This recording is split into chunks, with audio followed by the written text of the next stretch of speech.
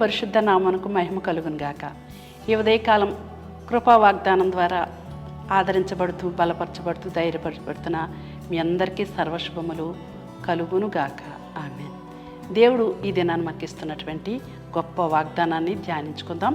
యాకోబు పత్రిక 1:4 మీరు సంపూర్ణులను అనుగాంగులను ఏ విషయములోనైనను కొదువు లేని వారిన ఉండునట్లు ఓర్పు తన క్రియను కొనసాగింపనీయుడి. దేవునికి మహిమ కలుగును గాక. మనమందరం కూడా సంపూర్ణంగా చేయబడాలని ఆయన చిత్తమైనది. అయితే మనమైతే ఒక్కొక్కసారి ఇంకా లోకానుసారంగా జీవిస్తుంటాం. మన క్రియలు అనేక సార్లు దేవునికి అయిష్టంగా ఉంటూ ఉంటాయి. కానీ దేవుడు చెప్తున్నాడు, ఇదిగో మీరు మెట్టుకు పై మెట్టు ఎక్కుతూ ఉండాలి.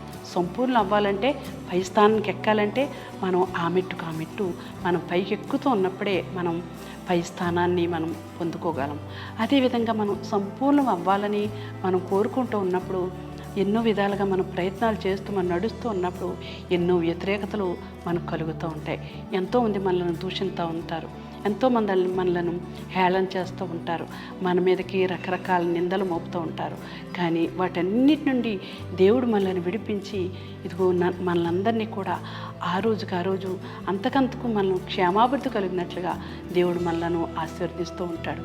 అయితే మనము చేయవలసింది ఏంటంటే దేవుడు ఆయన చిత్తానుసారంగా జీవించడానికి దేవుడు మనల్ని ఏర్పాటు చేసుకుంటే లోకం వైపు మనం చూడకుండా, లోక మనుషుల వైపు మాటలు మనం పట్టించుకోకుండా, వారు ఎవరేమనుకున్నా, ఎవరు మనల్ని వ్యతిరేకించినా, మన మీద ఏ విధమైన చెడ్డ మాటలు మాట్లాడుకున్నా దేవుడికి ఇష్టమైన భక్తిని మనం చేయడానికి మాత్రం మనం ఒక నిర్ణయం తీసుకోవాలి. మనం సంపూర్ణంగా ఉండాలి, మనం ఓర్పు కలిగి ఉండాలి. ఈ సమస్యలన్నీ జయించడానికి దేవుడు మనకు ఓర్పునిస్తానంటున్నాడు. ఇదిగో చూడండి, పేతురు అనే శిష్యుడు ఒకనొక దినాన్ని ప్రభువారు వెళ్ళిపోయి ఉండగా మారు పొంకుతావని ప్రభు చెప్పాడు. అయితే పేతురు అన్నాడు, నేను ఏమాత్రం కూడా నేను అబద్ధమాడను, నేను ఖచ్చితంగా నీ కొరకు నిలబడతానని చెప్పాడు, నేను సంపూర్ణ అవుతానని చెప్పాడు. కానీ ఒకనొక దినాన్ని యేసు ప్రభువుని పట్టుకున్నప్పుడు పేతురు ఏం జరిగిందండి, ఒకేసారి ప్రాణం భయం కలిగింది.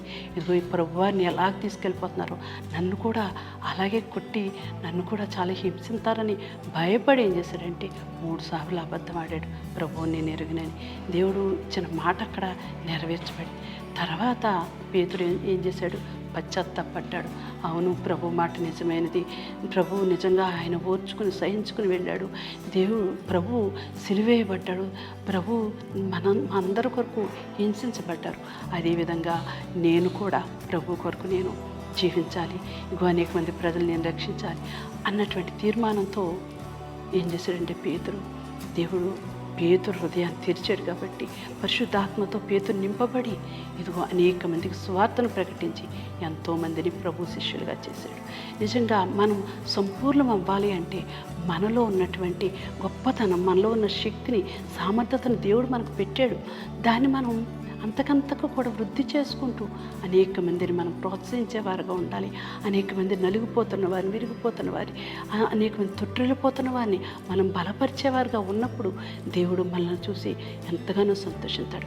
ఇదే నాని నిన్ను బట్టి ఎవరైనా కూలిపోతున్నారా, నిన్ను బట్టి ఎవరైనా అవిశ్వాసపరులు అయిపోతున్నారా, నిన్ను బట్టి ఎవరన్నా బలహీనలు అయిపోతున్నారా, నిన్ను బట్టి ఎవరన్నా మందిరానికి మానేస్తున్నారా, ఒక్కసారి గమనించుకో.